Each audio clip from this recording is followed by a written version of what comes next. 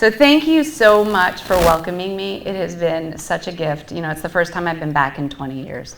And it's been really sweet. When my husband dragged me to Philadelphia, I asked him to draw the Mason-Dixon line in my backyard. So it's been really, really sweet to be back here. And I love the range of ages. I think that's my favorite part as I look out over all of you. So Lord bless every one of you. All right, I want you to think about 2 questions as I talk. The first one is, do you have someone in your life who is willing to be radically candid with you? And what that is, it's the intersection where someone challenges you directly and loves you personally. Do you have someone in your life like that? Number 2, think about a time in your life when your identity took a hit. And I mean where you found that your identity had become in what you did and not who you are. Just be thinking of those things as I tell you my story. And I'm going to talk about story because I think it needs to start before your current family. It needs to start with your family of origin to really understand your story. So my grandparents were involved in global ministry. And my dad is one of 6 kids. They grew up all over the world, Sumatra, Hong Kong, China. My dad didn't come back. He met my mom. My mom was 19 when they got married. My dad was 20.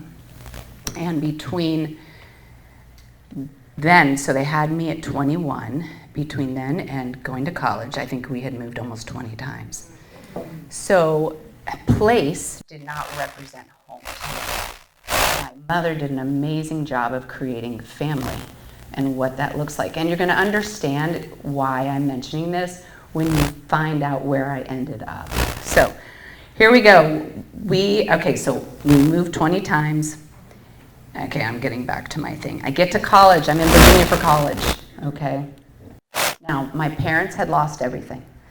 We moved to Virginia, and I'm in college. I have to pay for my own college. I get home one day, and I look in my backyard, and there's 2 chairs in the center of my backyard. I look at my dad, and I say, "What's up with the 2 chairs in the backyard?" He said, "Join me." I go back in the backyard with him. He says to me, "Ruth, your mother and I are very disappointed in who you're becoming." I said, "What does that even mean?" I said, "Dad, I'm paying for my own college. I have straight A's. I work full time. I don't cuss. I don't drink. I don't fornicate. I am every parent's dream." I mean, I actually said another word that I'm not going to say out here. But I was pretty upset because to me, doing the right thing and doing perfect was just who I was. And he said, "No." He said, "You run with the wildest crowd in school and you want to be one of them, but not one of them. And you do not love them. You have no interest in their souls." I walked away from that conversation, and I think it was years before I truly understand what that meant. All right, we're going to fast forward. I go to law school. I then become an assistant Commonwealth attorney in Chesapeake. And then I moved to Richmond, where I became an assistant attorney general. And at 30, I met my husband, and we got married. And I'm going to describe the first year I'm going to be pretty detailed, only so you understand how truly big the first seismic shift in my life was. So I leave practicing law, where I had been a trial lawyer for years. We moved to Philadelphia, the last place on the planet I wanted to move. And we moved 9 times our first year. I found myself pregnant. I was waiting to wave into the bar, which takes a while. It takes several months. At one point, I'm living with my in-laws, who aren't happy that we got married to begin with. And my mother-in-law walks in with an application for the local gas station and says, "They're hiring, Ruth, why aren't you applying?" So this is kind of what I'm talking about as far as your identity. If you had asked me before, "What's your identity?" I would have said the Lord. No, it wasn't. I had become very confident in what I could do. So this was a really hard time in my life. And I think Mrs. Allen and I were talking earlier. There's a couple that we both know, Bob Metcalf out of Richmond. And he had discipled my husband, who was a new believer when we got married. And he said, "Can I give you some marriage advice?" And we were like, are you kidding? We are the most compatible two people I know. I don't need marriage advice. He said, keep your swords pointed out. Stand back to back. Otherwise, you will slice each other to bits. Well, that first year, had I not had that advice, I don't know how we would have made it. I remember calling my dad, and I said, Dad, I don't even think Bob prayed before he made me move up here. The other two things I didn't mention is as soon as we left, well, right before we left, I found out my mom had cancer, and my brother needed a heart transplant. So we're talking move 9 times, no job, don't know a single soul, living with your in-laws, your mom is sick, your brother's dying, and how am I supposed to do this? And my dad says to me on the phone, are you praying for your husband? And I said, yes, sir. And he said, then the Lord's got this. So that's seismic shift number 1. I mean, there was one day, and I only say this to tell you how desperate I had become. I walked out of our house, my mother-in-law's house, and there was a field, and I stood in the center of the field, and I screamed at the top of my lungs, God, can you see me yet? Because I felt invisible in every way. So, and if I cry during this, I apologize. And if I have to glance at my notes, it's because, Annabelle, where are you? You added some things to what I was going to say. And so I might get a little bit messed up. So, all right, so that first year I found I had joined a Bible study, community Bible study. I don't know if y'all have that down here. I think you do. So I joined a community Bible study. And it was meeting in a certain area off the main line. I don't know if you're familiar with the main line outside of Philadelphia. And I said, Bob, this is where I want to live. So we met with a realtor. And she says, how much can you afford? And we told her, and she burst out laughing. So if you're a realtor, that is not something I would ever recommend. So she calls us 2 weeks later because she said, you can't afford to live here. Anywhere close to here, actually. She called us 2 weeks later, and she said, I'm going to take you to what you can afford. Oh. Did anybody see the Philadelphia Story? I mean, it's an old movie. It's the Montgomery Scott estate. It's outside of Philadelphia. Well, the Help, 150 years ago, lived in this little row of houses. She takes us to one of the houses. It's sliding off the foundation. And she says, this is what you can afford. One tiny little bathroom. Literally, the house is tilted. And I burst into tears. I have a newborn, maybe a month old. And my husband says to me, let's go to Home Depot. Now, you need to know, I don't have a creative bone in my body. So for me to all of a sudden say I have to design a house, we don't have money to hire anybody. I have to hang wallpaper. I mean, this was so far out for me. So we go to Home Depot, and we fix up the house. That realtor comes back to us 18 months later and says, I can double your money. We sell the house. We did this every 18 months for 16 years. I had 4 children in 5 years, and then my 5th child 3 years later. So literally, and I'm not talking slap up paint, take up carpet, and put up wallpaper. I'm talking walls coming down, kitchens out.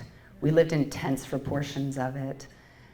If the dishes are in the bathtub, the person had to wash them before they took a shower because we had no kitchens. So this is the kind of intensity. My mother was visiting me one day, and she says, and she was still living down in Richmond, and she said, so have you gotten to know your neighbors? I looked at her, and I was like, look around. I have a saw gun right there. I mean, a nail gun. I have a saw right there. The kids are pounding hammers and nails into the kitchen floor. And she says, you're not answering my question. Have you had your neighbors over? And I said, no, ma'am. And she said, Ruth. And I said, I cannot host. And she said, Ruth, hosting isn't about performance or perfection. It's about loving people well. That is something, and so my mom died of cancer shortly after that. That has stuck with me because she said, Ruth, people know, the guest knows whether it's about the host or the guest. Let people see your mess so they feel free to share theirs. So that is what I began to do in those 16 years. Whether we had a card table, whether we had boxes with a candle, whether I threw a blanket on the outside lawn, we began to have people constantly through our home. So we're going to fast forward to Hillside Farm, which is the book is about. We did that for 16 years, and then we found a farm, It's 307 years old. William Penn deeded it, and we are the fourth people on the deed. It stone walls everywhere that had crumbled. Trees were growing into the main house. But my dad never remarried, and I wanted a guest home for my dad in case he needed a place to stay. So we restored this old home, and here comes seismic episode number 2. My oldest daughter is going to college. How many have had people go off to college? I would never in a million years have said to you my purpose was walking out the door. And that's what was happening. She left, and it was like, oh. I mean, you don't think about it. There's more time after your kids leave than when they're in the home. Who am I going to be? And that it felt like, the way I described it to my husband, who had very little sympathy for me, by the way, he was like, I think I just saw you out on the tennis courts. But he just didn't think it was really, but it was to your soul. And I said, I feel like the tectonic plates are moving underneath me. Well, my uncle was visiting me. Now here is challenge number 2 by somebody who loves me and is willing to speak really hard truths to me. So he's visiting, and I'm in the kitchen cooking, and I hear, Ruthie, will you come sit in the living room with me? So I go in the living room. I sit down. I said, yes, Uncle Hubert. He said, I have a very personal question for you. I said, sure. He said, what are you 100% depending on the Lord for right now? I said, besides raising 5 kids? And he said, yes. And I said, nothing. He said, I know. He said, you and Bob are so good at what you do that you've left no room for the Lord to work and for him to get the glory, not you and Bob. He said, so I have a challenge for you. Ask the Lord to give you a vision beyond your resources, beyond your financial means, your personal capital, and your education, so that he gets the glory and not you and Bob. So I started to pray this.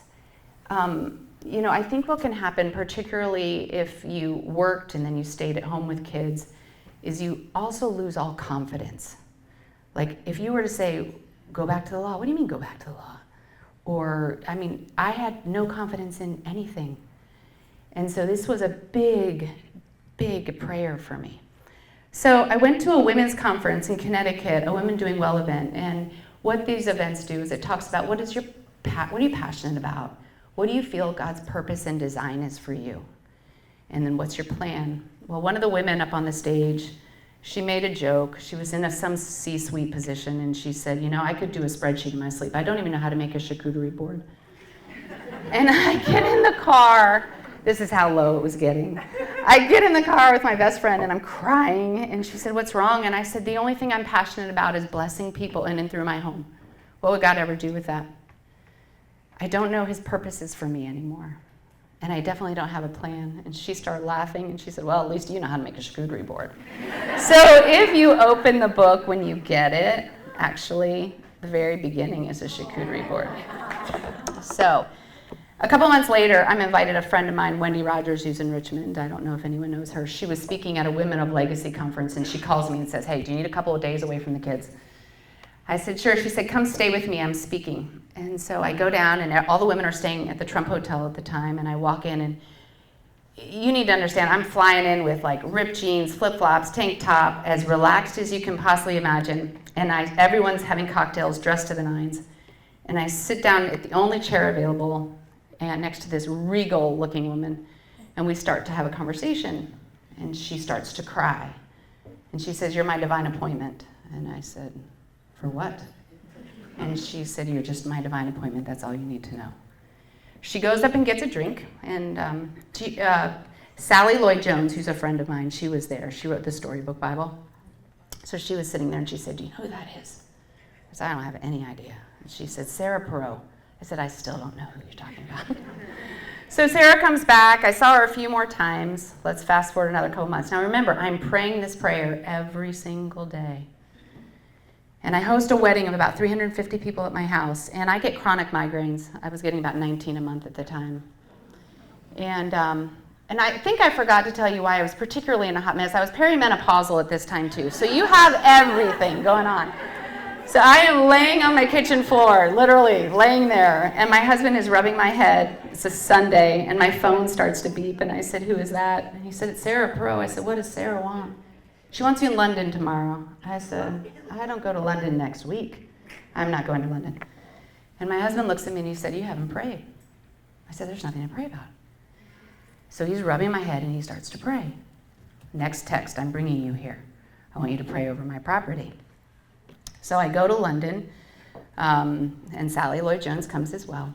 And there's a reason that I'm telling you this part of the story, because it's so important to understand that God always shows up. So I'm at her place, and on the last day that I'm there, she said, "I want to take you to my favorite farm in the Cotswolds." So we're at this farm, and I think she was still curious about me. And she says, "If you're moving every 18 months, why do you even bother to unpack your boxes?" And I said, "Well, everyone's hungry for home." Well, Sally picks up her computer, and so does Sarah, and they look at each other, and Sally said, "It's not taken." And I said, "For what?" And he said, "You'll write a book." And I said, "Oh, no. I'll never write a book." And you know that family I referred to at the very beginning? They've written books. Books have been written about them. So we have family reunions, and they make me pull out the table with everybody's books.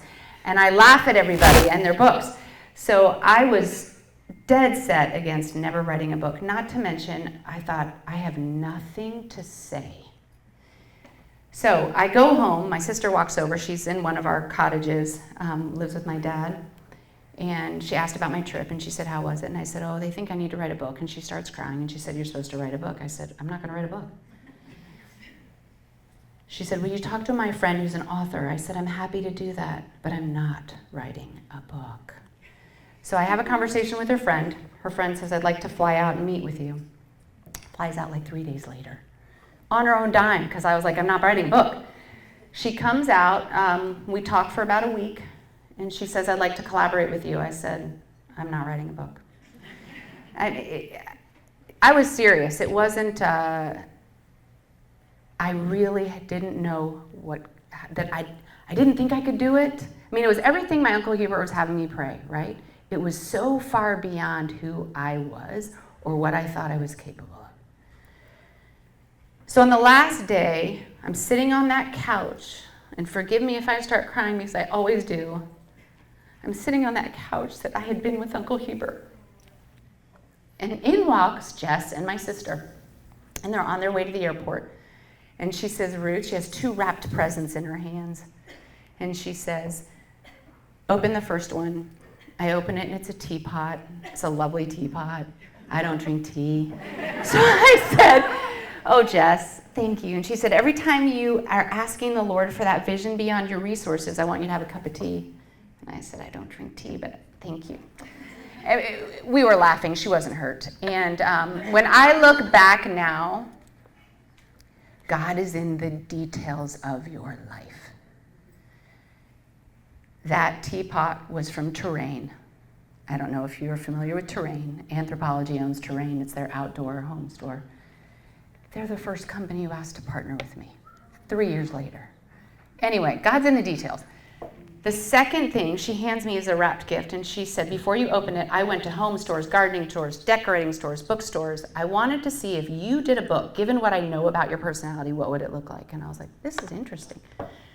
I open it up, and I said, "Where is this from?" And she said, "I don't know." We look in the back. It was the farm outside of London in the Cotswolds that Sarah had taken me to.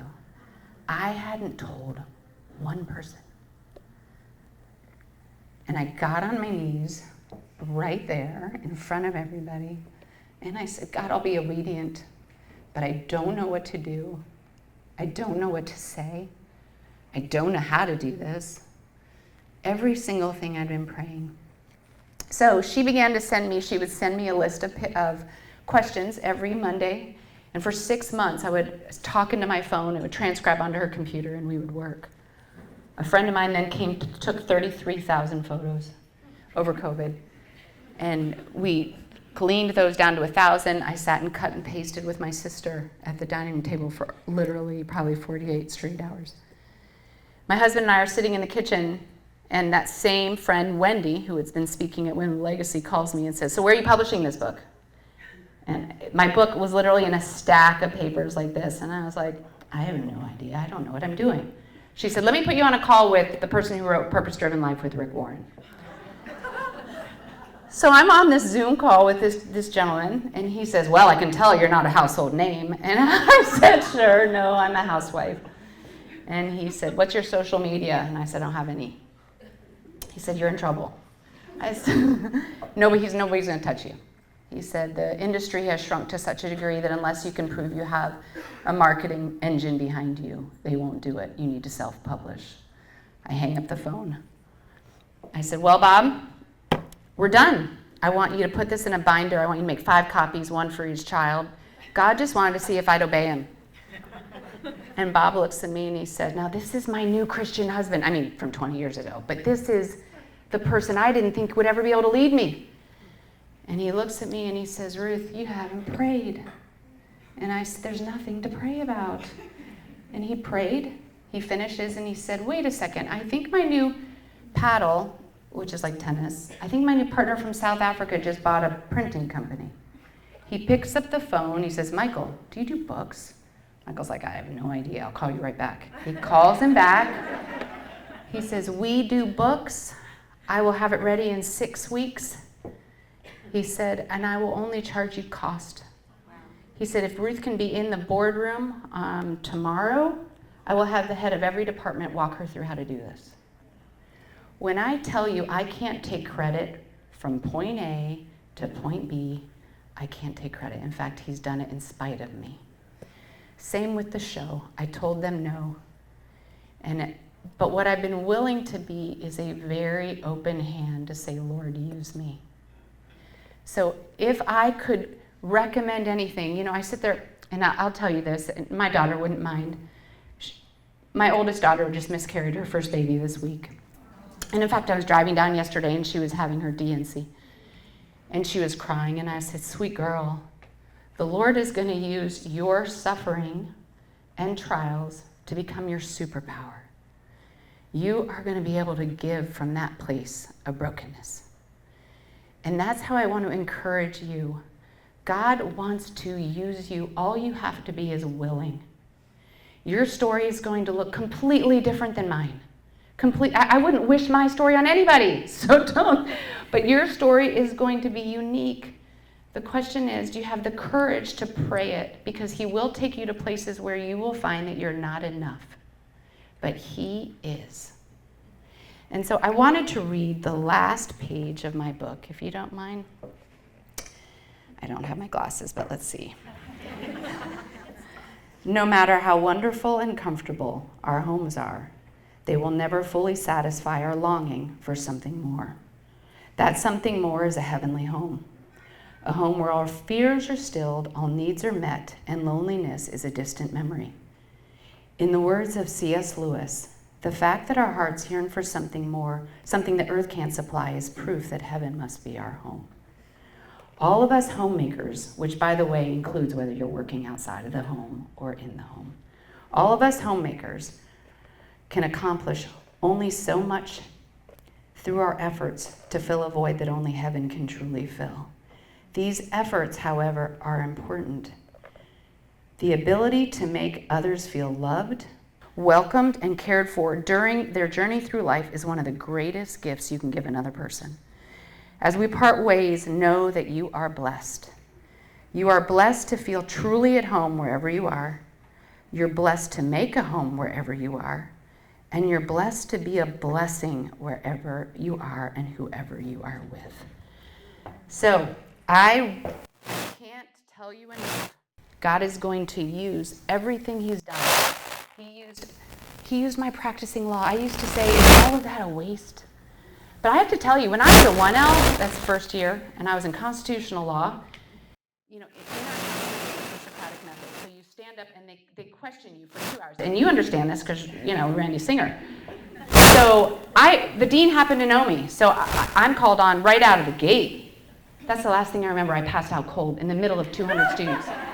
I wake up in the room, my legs are undone. Like that is and in fact, at my graduation, a couple of professors handed me a helmet and said, to the girl who will never be a trial lawyer. So God, through things and built things in you that you did not waste. I could never have stood in front of you. It still makes me sweat. So I want to encourage you. He will use you whether you have 2-year-olds and you're exhausted, or you're a grandmother and you don't know your purpose anymore. You are wise. You have more. I could cry when I tell you this. I was with my dad and another older gentleman, and we both said, who is the person, other than your own parents, who is the most influential in your whole life? All three of us, without blinking, are grandparents. That role is vital. So I just want to encourage you, wherever you are, whatever season you're in, he wants to use you. You just need to be available. And you can start by going to Lynn's table out there and get some table things to celebrate and to invite your first group of people. And you need to invite people who aren't like you. Different stories, different backgrounds, complete strangers. Have them to your house. You aren't just blessing them. It is formative for you. So anyway, I hope that is a blessing and an encouragement. Oh, are there any questions?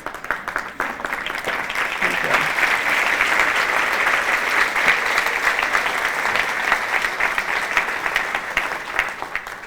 Are there any questions? Yes. So I'm just thinking, like, I've read the book, and I promise y'all it's like my favorite. But it really looks like your life is perfect as you look at the book. But hearing you talk, it sounds like you say, let people see your mess. Yeah. Like, what do you say to people who look at you and they're like, okay, you've got it all great? I was asked that in an interview by Country Home, actually. And I burst into tears because Bob and I have worked very hard. And I said, our whole purpose has been to create a safe place to be imperfect in. And I think that's how you need to approach everything. You're imperfect. I was sharing with you, I think I just watched, what's her name? She's on Netflix. Her documentary. Yes, Martha Stewart. I had totally forgot her name, and I was watching it, and so for years, my little tagline is perfectly imperfect, right? I didn't know hers was perfectly perfect. I was like, who can live up to that? Yeah, so, create a place for it's safe to be imperfect in. Because I can guarantee you, you're imperfect, so are your kids. And they need a safe place. Yeah. Oh, I thought I saw your hand. No, yep. Yep. Sure. So, obviously you've done a million brave things in your life, even if you say you can't take any credit. One of the bravest seems to me inviting people into your home when you say, hi, welcome, part of the nail gun.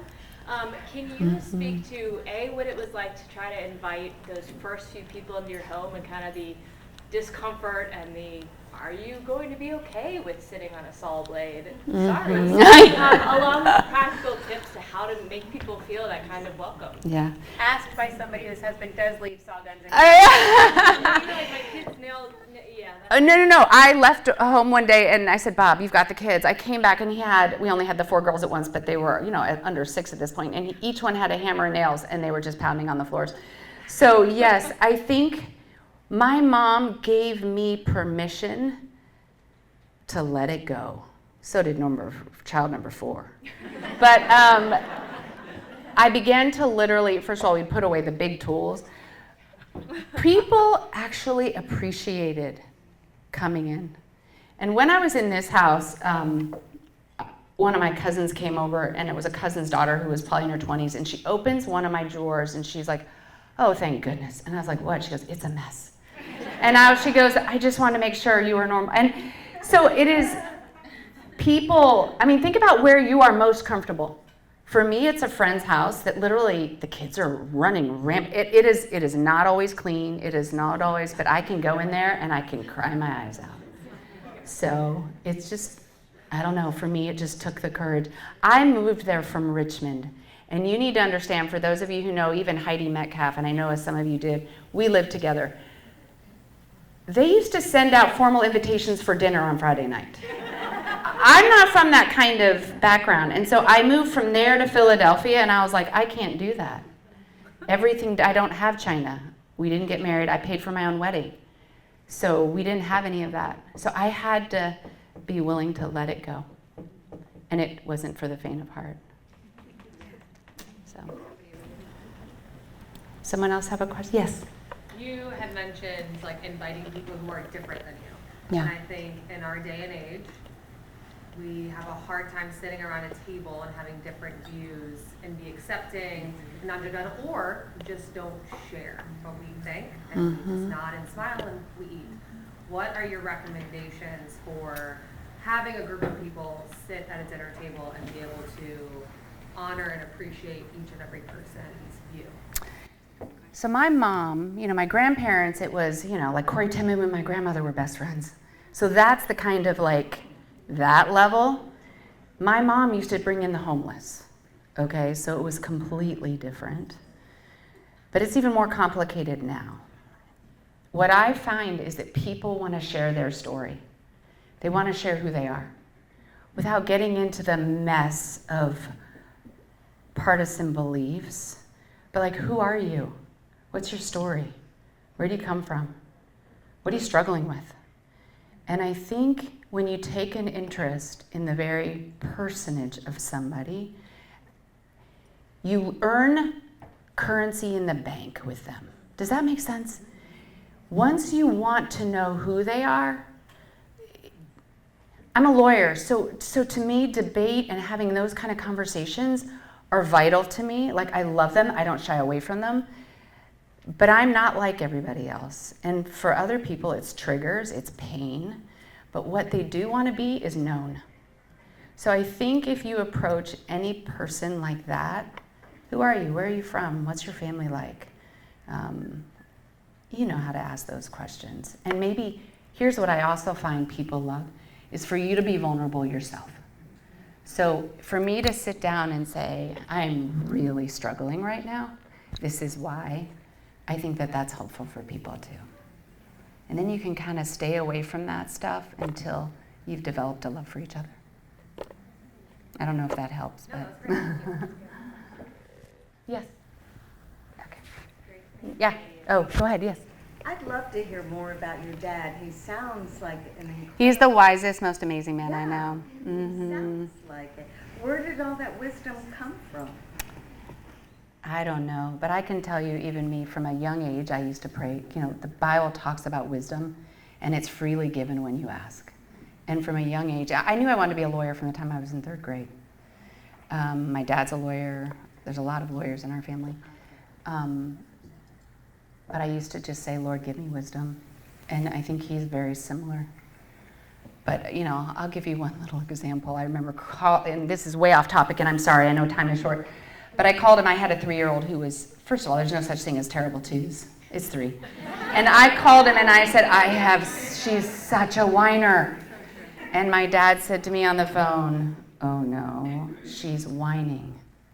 And the minute you switch the word, you view her through a lens that has no hope. So he's just one of those people. I'll give you another example. My daughter's in middle school, and some mother called me, your daughter was seen holding the hands with a boy under the table. And I was like, when she gets off that bus, we're going to have a conversation. And my dad said, oh, no, you're to wait 24 hours. And I said, I can't wait 24 hours. And he said, now I know where the problem is. So he's just, what I love about him, and I think I've had so many in-law parents talk to me, like, how do your parents still have a voice in your life? We started having conversations when I was little, and they never stopped. And so it's just, if you're younger, go to the wisdom of the older. And if you're older, give the wisdom to the younger. I was a part of a group called Women to Women. And there were 12 of us. We ranged from 80 to 25. And we would have brunch once every quarter. And in the center of the table, we would always write a question. I remember one of the questions was, I can't stand my daughter-in-law, how do I do this? And we, as young moms, were like, oh, we can school you. So it was one of those things, or we were like, oh my gosh, am I ever going to get out of this season? And so for me, it's that Titus 2 women's approach, right? Where the older have so much to offer, and you as young moms, I'm telling you, go to the older women. They want someone to pour into and to love, and it's pretty special.